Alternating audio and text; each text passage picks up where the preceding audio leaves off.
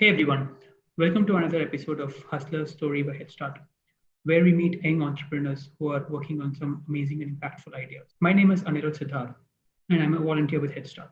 Today we have Gitesh Aggarwal, who is working towards building Sewan Foods, building India's first affordable food platform and solving a much larger problem of hunger. Gitesh, welcome you for this episode and looking forward to understanding more about your startup during this interview.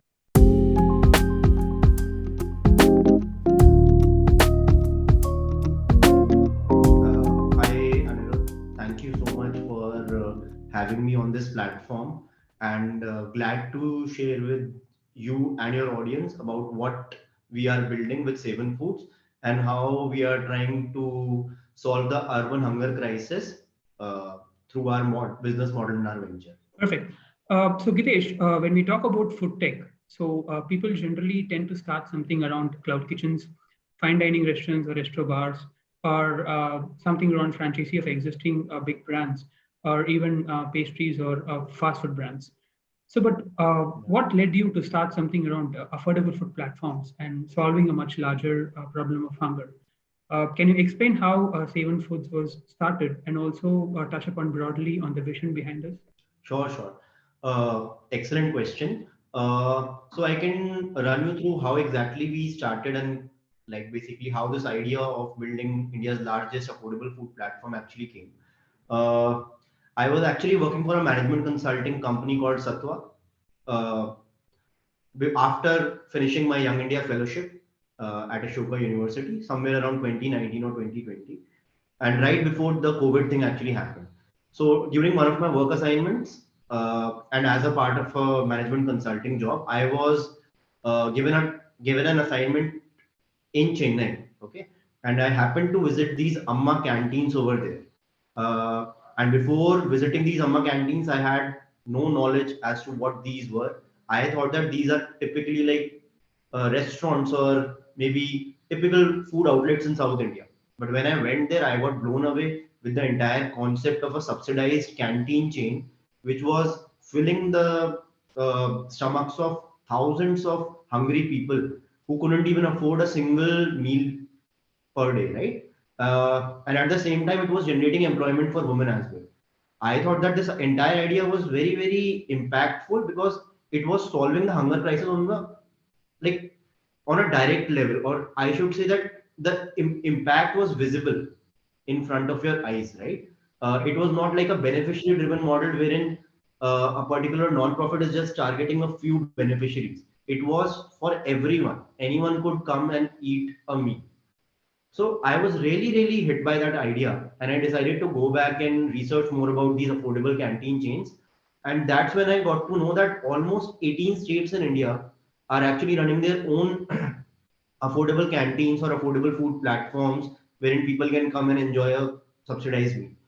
I thought that this idea is very powerful, and affordable food in itself can be leveraged in a form wherein I could maybe create a pan India canteen chain or leverage this entire idea through tech and solve the hunger crisis. That was the entire intention when I launched Seven Foods. The idea was to solve hunger crisis and also to create a pan India chain of canteens, which would Right. solve the hunger crisis.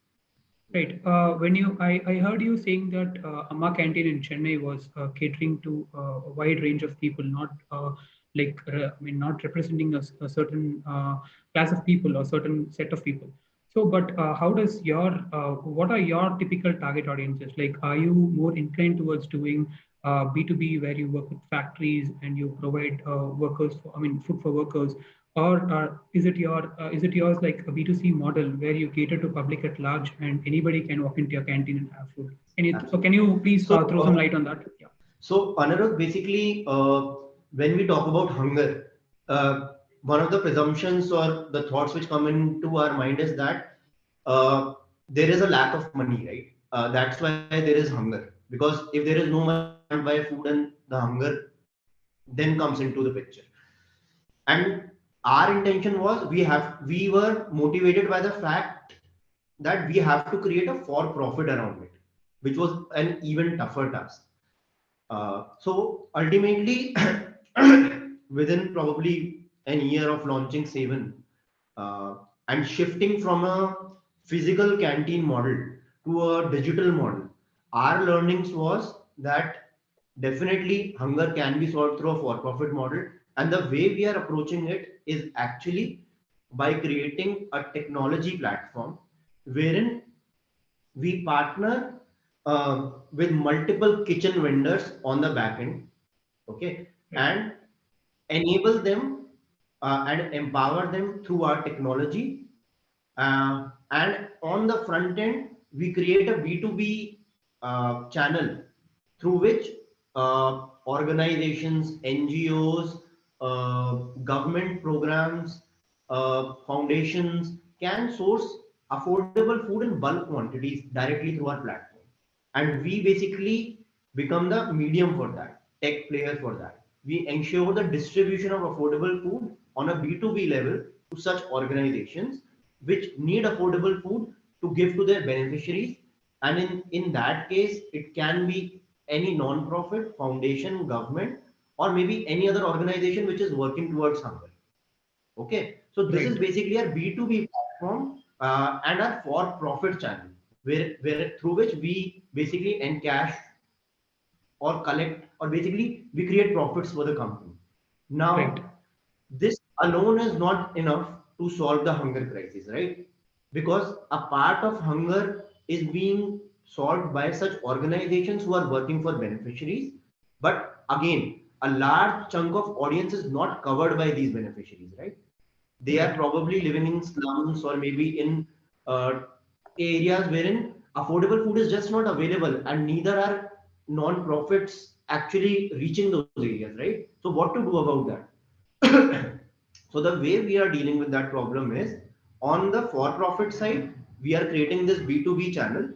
technology platform through which these organizations source food, and on the B2C side, wherein we directly target the consumers or the beneficiaries. What we are doing is that we are taking a physical approach. We are creating mobile canteens. Okay, Okay. a volunteer driven mobile canteen platform. And basically by mobile canteen you can consider it like a thela. Okay, a normal sabzi wala kind of a thela, Like a food wherein truck. what we do is that, not exactly a food truck also, but some like a normal cart. Okay, Got it. a cart on which probably my volunteers can reach the designated kitchens which we allot to them, collect the food, and reach the designated spot wherein these beneficiaries can be targeted, and they go there and provide affordable meals at 10 rupees. Okay, Right. for a Got it. 10 rupees price point, we are ensuring that you get adequate amount of nutrition through the meals which we are providing to you, and which in our case are dal chawal, rajma chawal, chole chawal, right? For 10 rupees, we are giving you as much food as you can probably have, and that and the food that is sufficient to probably resolve your hunger problem, right? Right. Bare minimum quantity of food through which you can survive, right? Because in our case, what we think is that for the beneficiaries, it is important to provide them with nutritious food, right?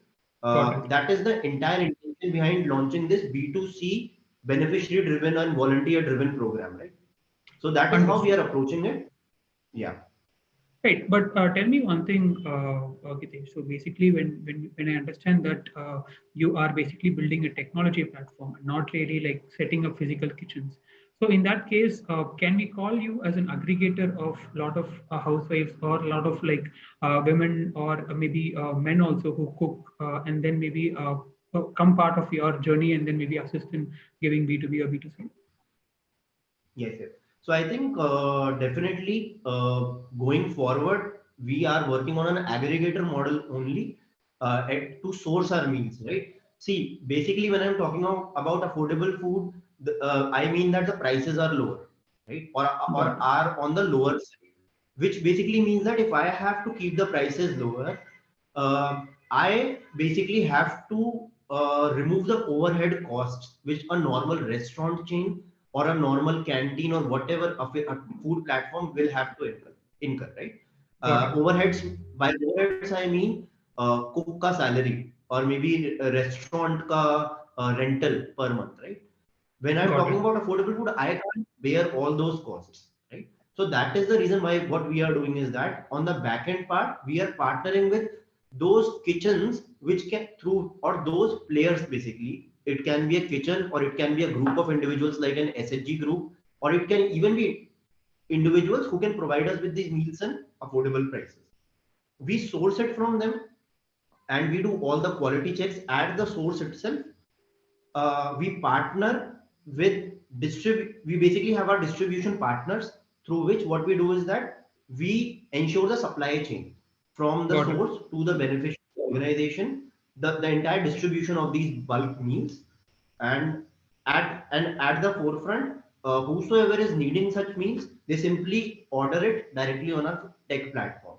This is the kind of asset light approach we are taking and avoiding all the overhead costs. But again, our intention is to generate business out of it, because what we feel is that there is a huge market for affordable meals, uh, and it can be leveraged as an opportunity. So you can probably consider us like affordable food players, but we are solving the problem of affordability of food both at the B2B level and at the B2C level, wherein our B2B model is cross subsidizing our B2C model. Got it. Got it. But when suppose as a customer or end consumer, if I want to order a food, so I just go to your app and then order it, right? So do I have to order it based on the chef or a particular brand of food, or should I order based on the type of food? For example, I require chole chawal or I require rajma chawal. Should I require should I order based on the food preference, or will I have any listed people who will be supplying the food? Can you throw some light around that? Sure, great question. So one of the things which we have kept in our model is that there is a minimum number of meals which you will have to buy, right? Because we Right. are talking about bulk. So supposedly, if at your house maybe you have a program or some festival, right, and you want maybe 100 plates of chole chawal or dal chawal, okay, or 100 thalis, right, but at Right. affordable prices.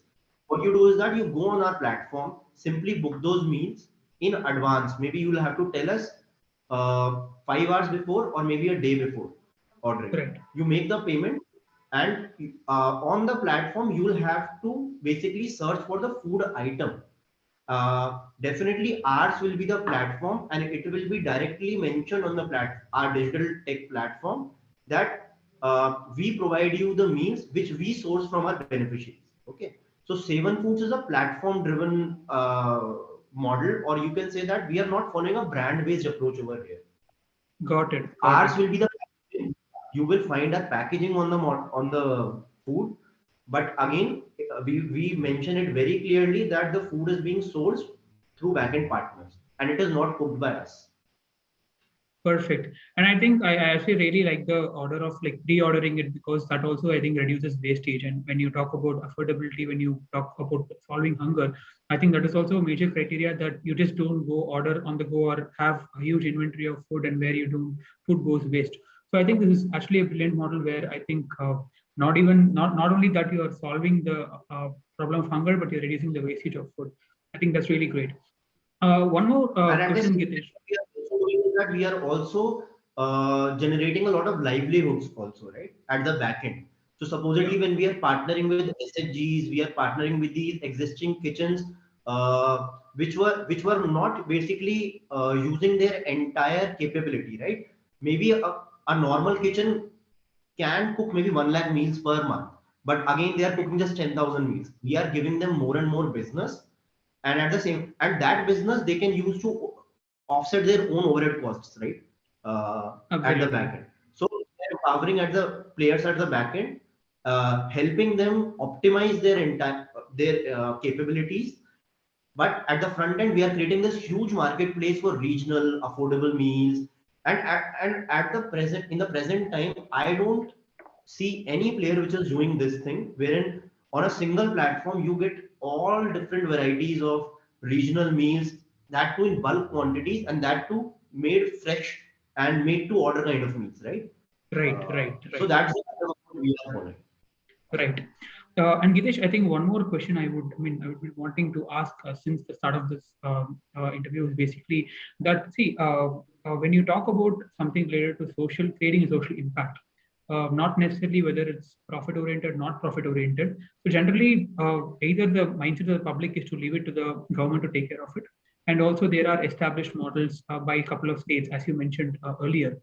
So, what do you think are the challenges that you actually face while implementing it, or did you or did you get from the even from the people the trust factor where someone is giving something at an affordable price, so people generally tend to see as a differentiated product, or what is the kind of responses that you receive? Sure. So one of the things which we were very clear about was that we are probably becoming agents to solve the hunger crisis. We are not taking the burden to solve the hunger crisis on a pan-India level. That is something which just can't be done, right? If I claim as an organization कि मैं तो 100% hunger remove कर दूंगा, that is a target, that is not a smart goal, right? In Right, our case, what we are proposing is that maybe one, we have picked up a very particular market, which is urban hunger. Okay, we are right, solving hunger crisis in cities in India. At present, only tier one and tier two cities. Okay, that is one of the things. And secondly, definitely, when we say that governments are trying to solve this, non-profits are trying to solve this, our model actually enables and empowers them, right? At present, a non-profit or a government program is giving food for free to beneficiaries. We are okay with it. You give that. But now, when you have a platform like Seven, right? We can become service partners to these government programs, right? Wherein they directly source the meals from us and they remove the hassle of sourcing it from maybe untrustworthy vendors or maybe from vendors who are in the local circles. Now you just have to do one thing, even if you are a government agent, or maybe some non-profit or a foundation, simply go to Seven's platform, our website, order the meals. We give you a customized approach, and through that, you then distribute the food to your beneficiaries, right? But your sourcing is from one single technology-driven channel, wherein you get all the processes are vetted, right? right. And that is how we are involving technology into this. That quality checks will be done through technology. Backend tie-ups will be done through technology. We don't need to establish any new infrastructure, right? So Right. just imagine when the government launches a scheme as big as Amma canteens, right, or Indira canteen, they spend hundreds of crores on establishing an infrastructure. Why do that? Maybe that's a brilliant initiative. Government has the money to do that. But in our case, what we are saying is that we are bringing creativity and a startup approach and a technology driven approach. And without creating any assets, we are still trying to solve this issue. That in itself is a big statement which we are trying to make. And if we are successful, then I definitely think that this model can be scaled up not just in India, but on a global level. Wherein, because hunger is a phenomenon which is existing in every country, right? Very true, So very true. our model is not just getting restricted to India if in case we are able to scale it up. Very true, and as you rightly said, basically one is government is being an assisting arm in this, basically, and also it's also easier to have government on one side because they cater to the supply side, and demand side is whom you work with, like chef or home cookers or whomsoever it may be who may be able to cook and give you provide you food. So I think you are being in the right place of building a bridge between these two. And to talk about that, I would want to understand, do you either have currently or do you foresee any competitors for your business model that you currently have? At present, no. We are the first entrants, or maybe we have the first movers advantage. That is the good part. Currently, I would say there might be some unorganized players. Like usually, you can fetch foods in bulk quantities from restaurants, from dhabas. You can do Got it. that, right? But Got it. being a as a technology driven venture, we are the first one into this entire ecosystem. Uh, a technology driven for profit, which is trying to solve hunger. I think we have a like big marketplace and all by ourselves at present. And we would welcome if other organizations maybe even use our model, we would really want that, because our we are very particular that we just don't want to mint money through this model, right? What Got we it. want is a good balance of money and impact directly to driven towards the beneficiaries, right? Agreed. That is the Agreed. kind of model we are taking it, and we are happy to probably provide our insights to other not other social enterprises who can probably adopt our model and implement the same thing in their own states, right? Happy Agreed. to Agreed. probably even, yeah, do that. Agreed.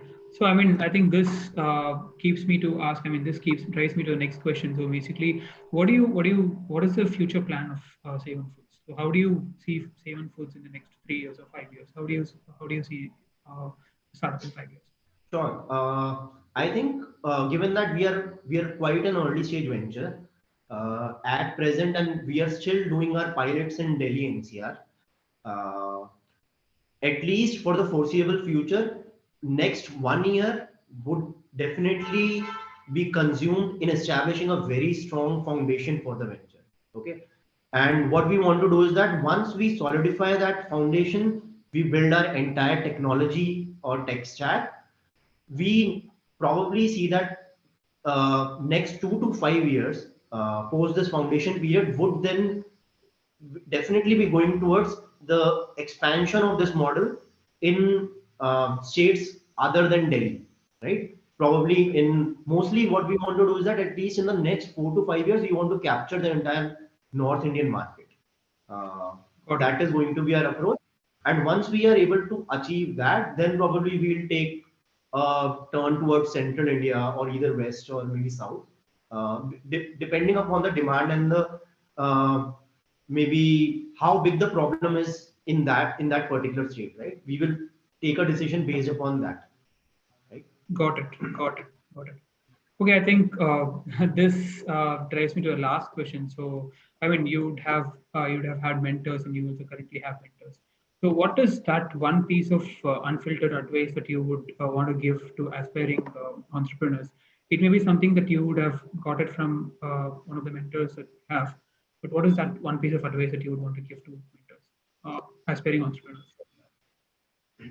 I think that definitely, see, entrepreneurship is a lonely journey for sure, and it's a very tough journey. You can, matlab, nobody is stopping you to maybe from quitting your job and starting your own enterprise. And I'm not even saying that you go and start a social enterprise.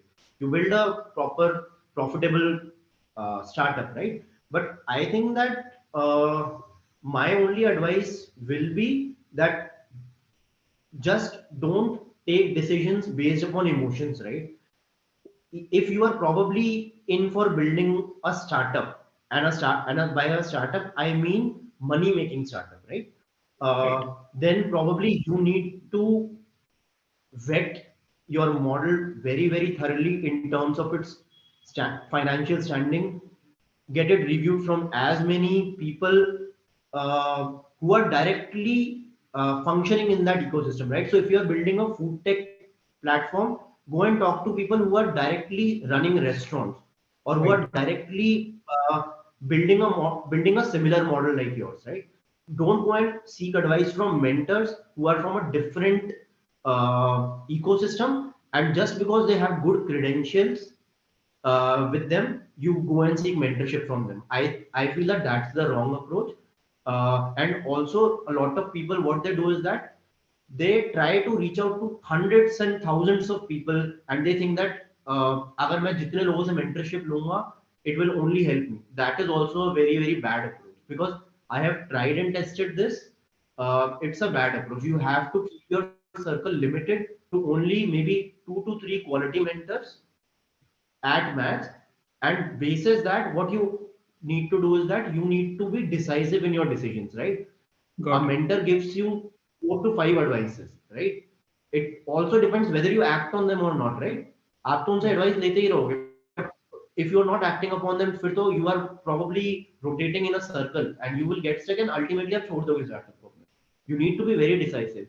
And I think the last advice which I would give is get a very solid team on board, very very solid, because a lot of startup founders, what they probably do or the kind of mistake which they usually make in the early stages of their venture is that whosoever supports them in the initial few days, right? They try to bring them on board, make them full-time team members, and sometimes they even become your co-founders, right? Right. And that is a very bad approach. आपको co-founder वो बनाना पड़ेगा अपना who complements your skill sets, right? Who doesn't Very true. supplement your skills. अगर आपको बहुत अच्छी business strategy आती है तो get a co-founder who is either solid in terms of maybe पैसा or money, or who is very solid in terms of technology, or who is very solid in terms of operations and supply chain, right? अगर आप भी कोई अच्छे strategy में and the other person is also saying मैं भी strategy करूंगा, then Got there it. is one overlap, right? And uh, it is like a shadow co-founder then. That Agreed. co-founder would never be able to come to the forefront.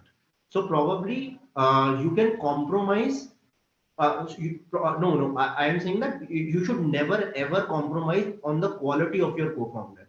अगर time लग जाए कोई दिक्कत नहीं है, but co-founder has to be very very good. अगर नहीं मिल रहा co-founder, lead it all alone. That would be a better advice. But अगर गलत co-founder आ गया तो your startup would take a wrong turn, and आपका जो एंड गोल है आप उससे कम से कम हजारों किलोमीटर दूर आपको दिखेगा कि where you have reached, it was nowhere similar or nowhere near to the kind of vision you had created for your model or your startup, right? Got it. So that is very, yeah. Got it. Got it. I think this would be useful for all the aspiring entrepreneurs who would be watching this. And I think, again, thanks a lot, Gitesh, for your time and agreeing for this interview. I think all the very best to you and Sewan Foods. I think you have gone on I I wouldn't term exactly like a universal mission, but I think so-called going to be soon a universal mission of solving the very basic problem called hunger. So I think that I mean it was great speaking to you, and all the very best to you and Seema.